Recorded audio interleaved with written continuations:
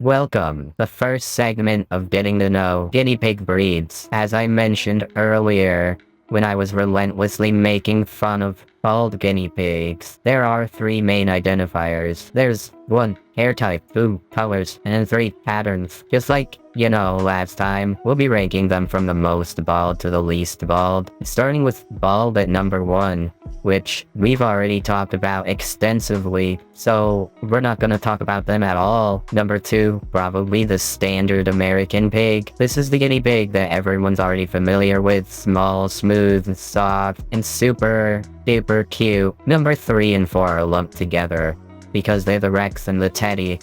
Both of these breeds are known for their frizzy, short fur that stands up straight from their skin.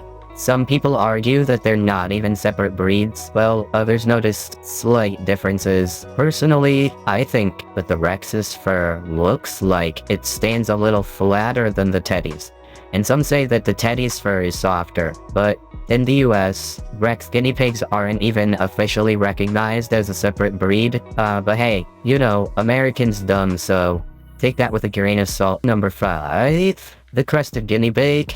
Okay, so there are different types of crested guinea pigs, but I won't bore you with all the details. These spot, how human beings have that spot on top of their head, where all their hair grows out from? If your guinea pig has that, it's probably a crested. These next 3 are kinda complicated. 6 is the Merino. Merino guinea pigs have soft, curly hair that's longer than the other ones mentioned earlier, but shorter than some of the breeds coming up.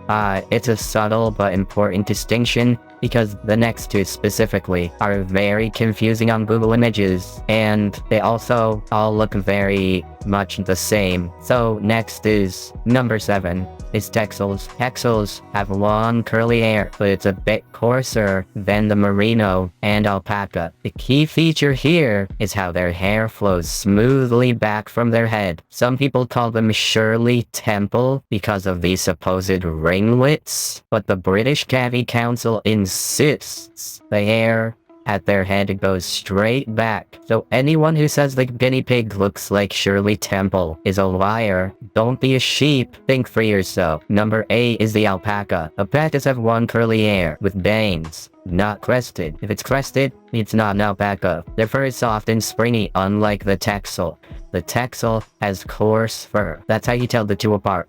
I know I just broke the most bald to least bald rule, but I had to group these 3 together, since they look almost identical unless you have them side by side. Number 9 is the Ridgeback guinea pig. Ridgeback guinea pigs have a unique mohawk running down the center of their backs, down their whole bodies. They can also be found with dyed hair and piercings and skinny jeans. No, I'm just kidding. They don't have any of those things. 10 is the Abyssinian. Abyssinians are very recognizable for their rock's-their hairdo. They have a bunch of rosettes on their bodies, creating a bunch of waves and spikes that makes them look like they've been frozen in time midway through spontaneously combusting, which is really cool. 11 is the Shiba, and the Shiba isn't recognized by the British Cavy Council, but I'm including them anyways, for reasons. They have one of the most unique haircuts you'll ever see. Seriously, just take a look at them. Don't they look scary and gross like an evil ball of hair? 12 is Luncara. Luncaria? I don't know. It has long, wispy, wavy hair that separates into strands like this. They also have a distinct spike of hair on their heads that makes them stand out. Look, it's like a little antenna or something. Number 13, the Peruvian. Similar to the Luncaria, but with straight hair, and often sporting a side bang that makes them look like emo as hell. Which is funny because they also look stupid and dumb, like this. These are the vibes it gives me. Anyways, number 14 is Silky. Surprisingly enough, I didn't see them listed on the British Cavy Council, which is sus, because Silkies are very popular. Silkies have long, straight hair with a smooth head. No bangs here. Their fur is sleek and elegant. This guinea pig right here probably makes more in a year than I will in my whole life. They're very posh and very greedy. Number 15 and the last one is the Coronet. The Coronet is essentially a Silky, but with a crest on its head.